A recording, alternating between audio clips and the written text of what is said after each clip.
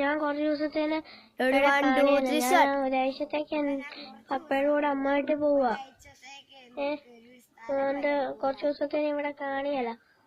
അതുകൊണ്ട് എന്താടാ ഇവിടെ വന്നിരിക്കുന്നത്? എന്താടാ? ഞാൻ കുറച്ച് ദിവസത്തേന് ഒരു സ്ഥലം വരെ പോവാ പപ്പയുടെ കൂടെ. ആണോ? ശരി. എത്ര ദിവസത്തേനാ? ഒരാഴ്ചത്തേക്ക്.